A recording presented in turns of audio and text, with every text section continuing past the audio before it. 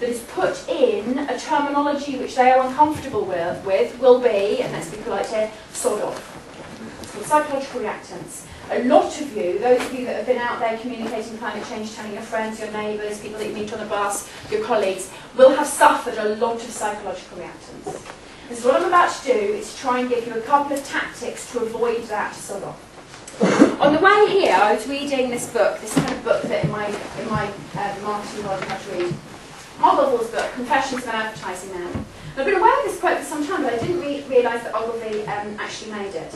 And he's a big marketer who was like one of the world's famous advertising men in the 50s. So I apologise for the un-PC-ness of this quote.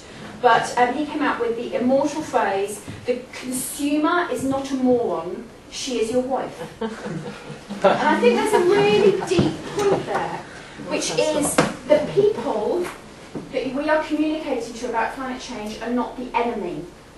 They are our friends, they are our neighbours, they are our compatriots, they are our fellow human beings. And yet so often the communications tactics and the language that we use to approach them are as if they are a moron, an enemy, a bad person, somebody we don't like, somebody who's different to us.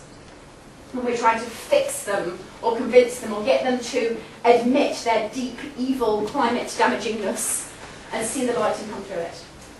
There are some other ways.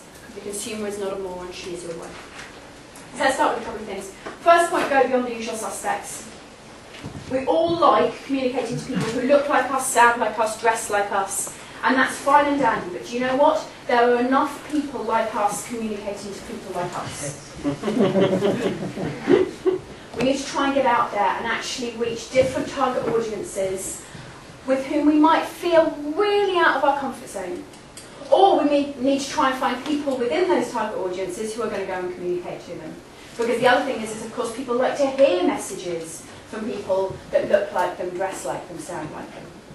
So one of the things which we did with the National Climate Change Communications Campaign was make the blinding, the obvious assumption that Westminster isn't very good at communicating with anybody, and that if you want to talk to Mancunians, it would be a good idea to get a Mancunian to do it. If you want to talk to Brummies, it would be a good idea to get a Brummie to do it.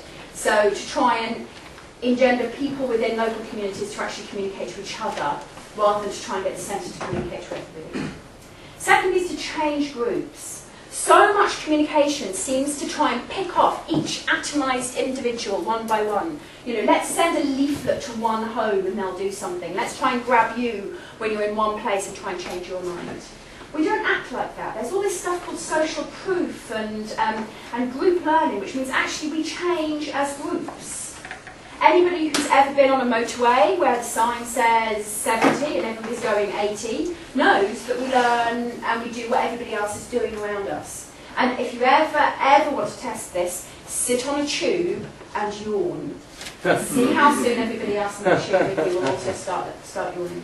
So rather than trying to pick off person by person, let's try and change groups, change societies, change communities. Trying to change groups of people at the same time who can support each other and reduce their anxiety that they're being weird, they're being different, they're being an alternative. Most of the world does not want to be weird, different and alternative. They just want to be, you know, average and like everybody else and not too different from the neighbours. And so let's make that. It's one of the reasons why what we would call visual catalysts is so important. Problem with cavity wall insulation, despite it being probably one of the best things you could do as an individual to reduce your home's impact, is that nobody can bloody see that you've done it. Whereas sticking a turbine on your house, even though actually, if you count the carbon, that ain't a great thing to do, it starts generating a social proof. If we can get enough of those out there, it starts becoming socially acceptable to take home action on climate change. So when people sort of say, oh well, that's not the best thing you could do in your house, I want to go say, shh. Get people to start doing that, and then we can follow up with actions after that. We need to generate a sense of social proof. I'm just flicking through. I've got a couple of these guides that we wrote called The Rules of the Game and the New Rules of All the Game. I've got a few of them with me, but you can get them from our website, which I'll put in there. Make clear direct requests. Please do not walk on the grass. Please make sure that if in any of your communications, especially when you get really excited about how to be clever with them, make sure you actually ask people to do something. You have a call to action. So we call them call to action. you know, for a lot of communicators out there, the majority of the marketing and communications community only have one call to action, which is buy my product. We have a slightly more complicated call to action and a slightly more diverse call to action, but let's not forget to actually ask people to do something, rather than say, be afraid, be very afraid, which is essentially what a lot of us seem to be doing a lot of the time, which I did for many years. Empathy and imagination are power tools. Nobody empathises with a block of ice. One of the big problems with climate change at the moment is that it doesn't have a face. A lot of the imagery that was shown are of ice sheets crashing down. Although that might be shocking and even gut-wrenching, it doesn't produce empathy. We empathise with things with faces. Don't ask me why, go and ask a psychologist. But if it's got a face, and the more like our face that it looks, so you know, the higher up, you know, the more like a mammal it is, the more we're going to empathise. There was some research done on people coming out of Al Gore's movie, you know, real people coming out of Al Gore's movie, and an enormous amount of people, the only thing that they could remember was the animated polar bear trying to get up onto the ice. Because it was a face, it was something to empathise with, it was something to feel emotional about. So to try and find faces, and you know what guys, we're going to have some faces of climate change coming up pretty soon, as small island states begin to need to be evacuated, etc. Let's seize on those. Let's find some, you know, 10-year-old children who feel that they have been evacuated because of climate change. That gives something for people to empathise with. Feedback is crucial. Do this to save climate change. You know, change your light bulbs. And then 6 weeks later, have cavity wall insulation. Oh, so change my light bulbs didn't work. We never give people feedback about what they've done having had an impact, thanking them, and then telling them what the next thing is that they need to do. Thames Water has started doing this. You know, kind of like year on year we get the please don't waste water over the summer.